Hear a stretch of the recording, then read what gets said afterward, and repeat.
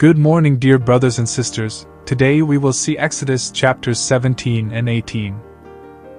Exodus 17 tells the story of the Israelites' journey through the wilderness and their encounter with a water crisis. After leaving Elim, the Israelites traveled to the desert of Sin.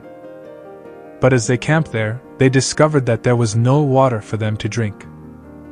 They became angry and complained to Moses, demanding water. They questioned Moses' leadership and even asked if it would have been better for them to die in Egypt.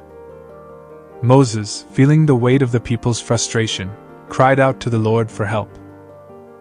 The Lord instructed Moses to take some of the elders of Israel and his staff and go ahead of the people to a rock at Horeb. God assured Moses that he would stand there before him on the rock.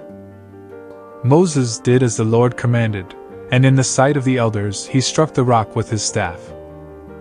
Miraculously, water gushed out from the rock, providing the thirsty Israelites with the water they desperately needed.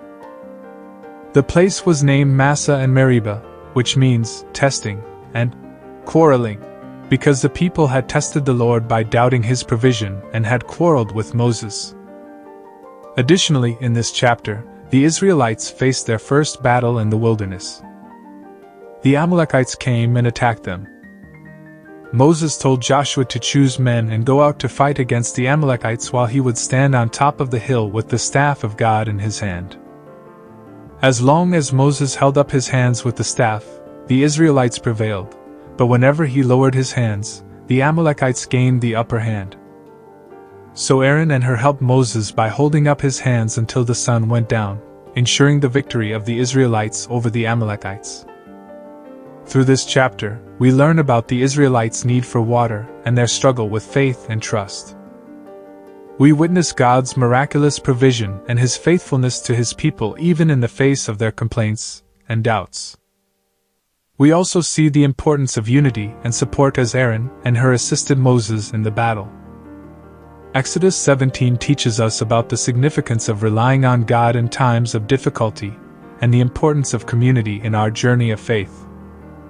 It serves as a reminder that God is the ultimate provider, sustainer, and victorious leader. Exodus 18 tells the story of Moses' reunion with his father-in-law, Jethro, and the wise advice he received from him. Jethro, who was the priest of Midian and Moses' father-in-law, heard about all the wonders that God had done for the Israelites, including their deliverance from Egypt and the defeat of the Amalekites. So, he decided to visit Moses in the wilderness, bringing along Moses' wife, Zipporah, and their 2 sons. When Jethro arrived, Moses went out to meet him and showed him respect by bowing down and kissing him. They greeted each other, and then went into Moses' tent to catch up. Moses shared with Jethro all that the Lord had done for the Israelites, and how God had rescued them from Egypt. Jethro rejoiced and praised the Lord for his great deliverance. The next day, Moses took his seat as the judge to settle disputes among the people. The Israelites would stand before Moses from morning until evening, seeking his guidance and judgment on various matters. Jethro observed this and realized that Moses was carrying a heavy burden all on his own. Jethro expressed his concern to Moses and advised him to delegate his responsibilities by appointing capable leaders to help him. He suggested that Moses choose trustworthy individuals who fear God, are honest, and hate dishonest gain.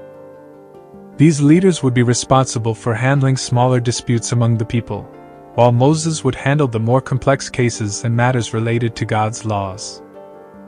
Moses took Jethro's advice to heart and implemented it. He appointed leaders of thousands, hundreds, 50s, and 10s, who would judge the people and bring the difficult cases to Moses.